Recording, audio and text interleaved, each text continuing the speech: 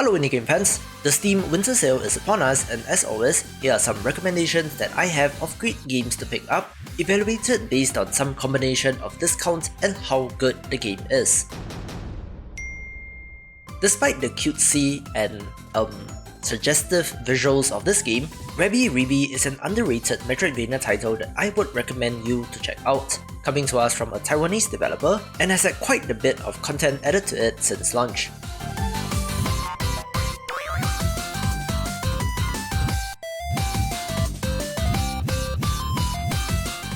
It's your classic open-world Metroidvania title, so freeform exploration is the name of the game, with the usual expected upgrades and items as well.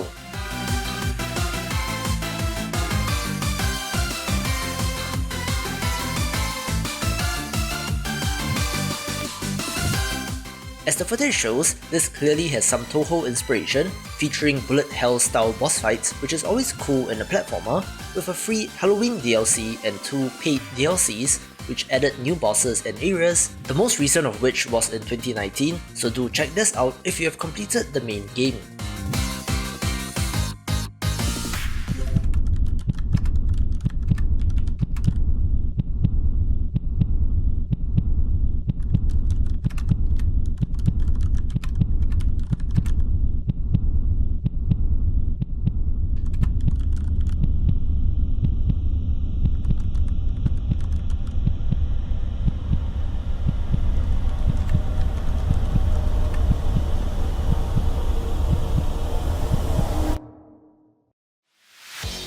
I do love weird indie games that mash genres together, and a prime example of that is the Textorcist The Story of Bibbia, combining a bullet hell boss rush title with a typing game of all things.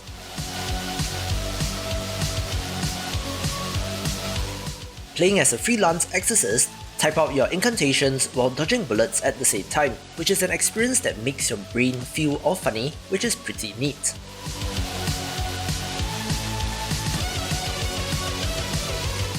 There are also mild adventure game elements that involve typing, such as researching some keywords to get to the next level, so all in all, a very clever game indeed.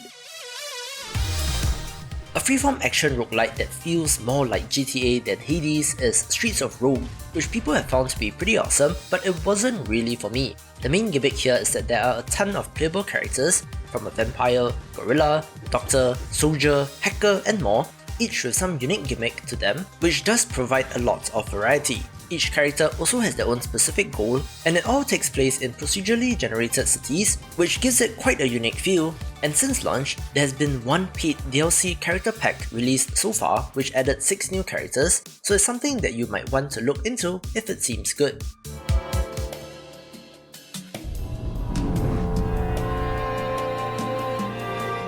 An underrated Metroidvania is Pharaoh Rebirth Plus, where you play as a man who has been cursed and turned into a rabbit, who must now adventure in the ruins of ancient Egypt in order to obtain 7 holy grails to break the curse.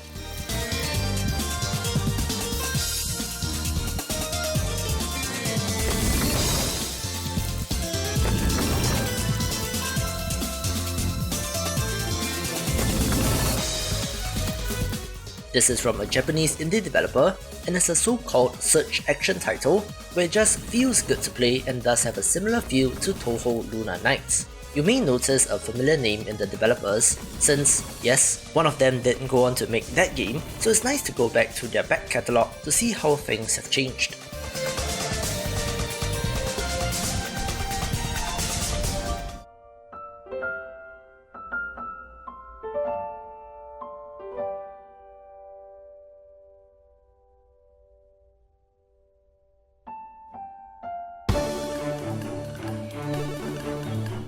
Another title that I don't see enough people talking about is UnderHero from 2018, an RPG platformer where the hero has failed and a lowly, evil minion goes on a quest to become the next hero.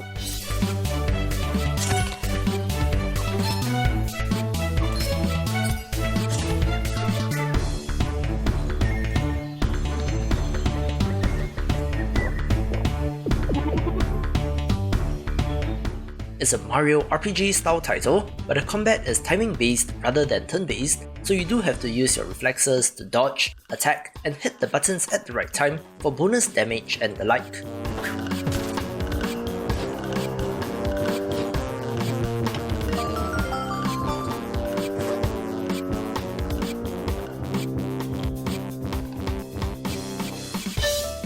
Since you're supposed to be an evil minion, this role results in a different feel for the game since you can talk to enemies, but perhaps it's the pixel art that doesn't pop, which makes it less attractive to people, although I do highly recommend this.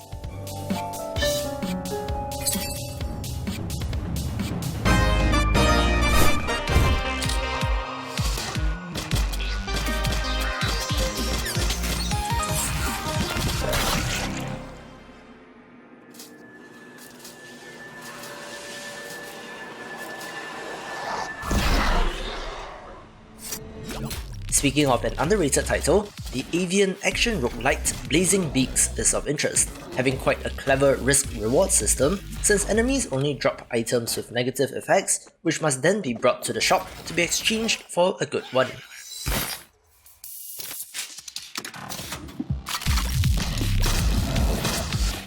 Me being me, I do like the pixel art, and the indie games as a service model is strong here since a number of free content patches have come out since then, adding new artifacts, new characters, new modes, enemies, and quality of life improvements, and it is certainly one to check out.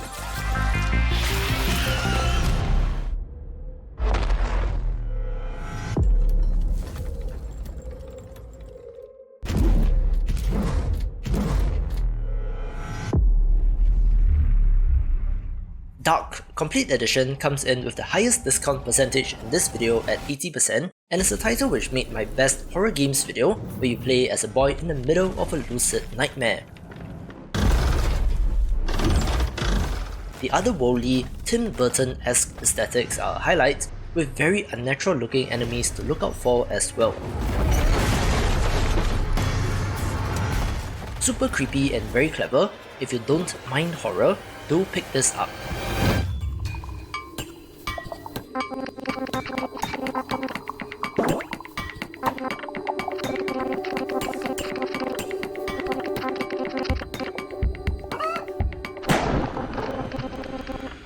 A wonderfully whimsical title from 2018 is Donut County, where you control a giant hole in the ground and have to maneuver it around to get things to drop into it.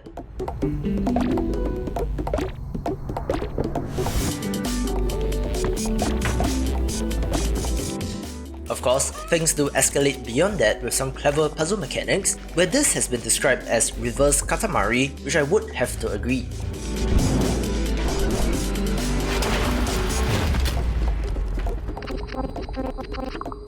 The writing and characters, especially that Trash Panda, is a highlight as well, so for about $5, why not? Like all great stories, it began without a warning. At first, everyone was scared. Well, almost everyone. I'm always a sucker for shopkeeper games, especially in a fantasy setting, which did lead me to Moonlighter in 2018, playing as Will, a shopkeeper by day and an adventurer by night, delve into dungeons, kill enemies, get loot and sell loot, so you see the foundation of a great gameplay loop. Since launch, this put out the paid DLC titled Between Dimensions in 2019, adding a new endgame dungeon and more story content, which people do seem to be mixed about, but if you love the base game like I did, it should be of interest as well. They will overcome everything. But have you heard of Grasp All, Lose All? I guess that is something I will tell you another day.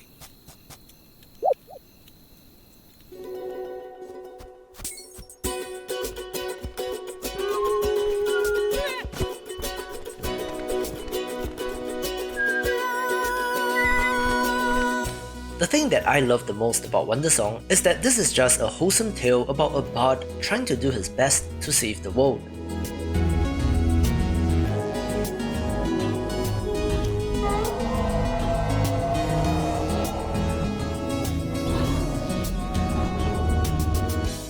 In a year that has been not so great for many, if you have not picked this up, I highly encourage you to do so, since it's just heartwarming and cheerful due to the musical mechanics, storytelling and paper cutout art style.